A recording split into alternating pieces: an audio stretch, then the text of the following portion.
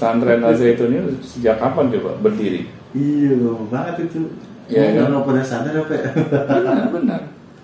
Karena apa? Karena mungkin selama ini ya hal ini baru terendus sekarang. Karena kan ada media sosial. Betul. Yang memviralkan. Iya. Coba nggak ada yang namanya media sosial, kita mungkin akan ini ya tertutupi gitu. Iya, betul. Kejadian-kejadian yang ada di sana gitu. Tapi dengan bantuan media sosial inilah kita akhirnya jadi tahu gitu. Oh, ini yang terjadi di dalam lingkungan pesantren Al-Zaitun. Ya. Akhirnya baru deh kita mencak-mencak. Padahal kita nggak sadar gitu. Kalau kita menitipkan anak gitu, saya bukannya anti pesantren, bukan anti sekolah yang menginap, tetapi di sini kita mengikis peran kita sebenarnya sebagai orang tua. Betul. Peran dikikis itu udah nggak kamu 90%. Benar. Kita akhirnya seperti gambling dong. Iya, kayak apa ya, bertaruh gitu. Jadi anak kita keluar dari lembaga tersebut antara baik dan tidak. Antara baik atau tidak. Itu kan namanya gambling. Benar.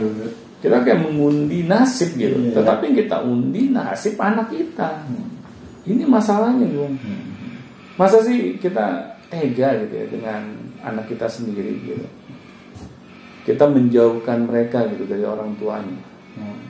Padahal anak-anak kita ini masih butuh kasih sayang dari para orang tuanya.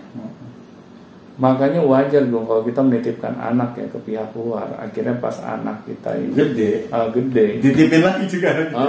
Terus bertemu dengan kita, akhirnya anak kita merasa asing dengan orang tuanya. Ya kita jangan heran.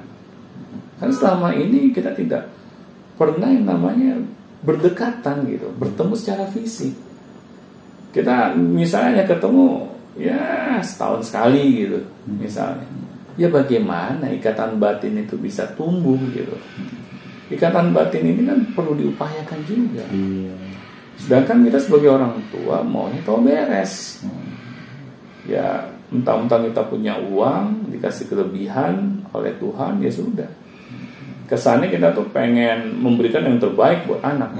Karena kan ya lumayan ya Pak. Biasanya biaya yang diperlukan untuk menyekolahkan anak yang benar menginap itu nggak main-main biayanya gitu. Nggak sedikit. Kayak orang tua tuh kayak udah berusaha banget gitu. Padahal yang diupayakan tuh salah alamat gitu. Salah alamat gitu. Yang diupayakan itu hanya nyari duitnya doang. Bukan yang diupayakan itu bagaimana dia belajar menjadi orang tua yang pantas mendidik anak-anaknya. Betul. Kadang ini juga kalau ada excuse nih yang sering dikumandangkan oleh para orang tua kalau saya ingatkan gitu ya, berkaitan kenapa sih lo kok nggak mau berupaya sendiri gitu mengajari agama kepada anak-anak lo. Nah biasanya alasannya gini, gue kan bukan ustaz. ada logisnya juga gitu, dilogikakan begitu ya. Gue kan bukan kiai, ilmu agama gue cetek. Terus siapa bilang lo ustaz gitu kan? Ya memang anak kita belajar agama itu harus dengan ustaz, harus dengan kiai. Kenapa kita sebagai orang tua itu merendahkan diri kita sendiri gitu? Kalau kita merasa nih ilmu agama kita cetek, ya belajar lah. Tapi belajar bareng gitu dengan anak kita. Betul. Tetap didampingi gitu Pak ya. Tetap. Jangan mentang-mentang kita udah tahu nih ilmu agama kita cetek. Ya sudah, anak kita titipkan dengan orang lain agar ilmu agama anak kita ini lebih tinggi dibandingkan orang tuanya. Kita nggak sadar gitu dengan cara kita seperti itu mendegradasikan keinginan kita untuk mau belajar agama. Seharusnya kalau kita sadar ilmu agama kita cetek, apalagi akhirnya kita tidak bisa memberikan ilmu agama yang terbaik kepada anak kita, itu seharusnya kita jadi malu gitu. Waduh, gue belajar juga nih. Sebagai peringatan buat kita. Jadi alarm gitu. Bahwa kita harus turut belajar.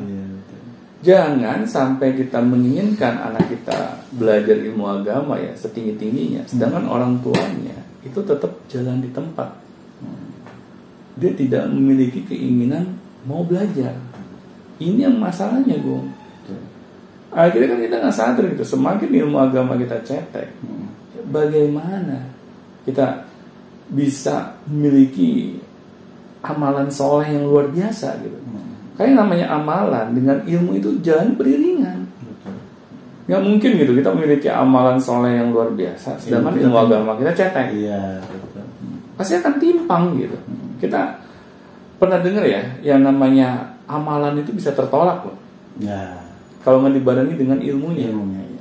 Nah, jadi bagaimana amalan kita bisa luar biasa kalau ilmu kita sendiri aja itu biasa-biasa saja.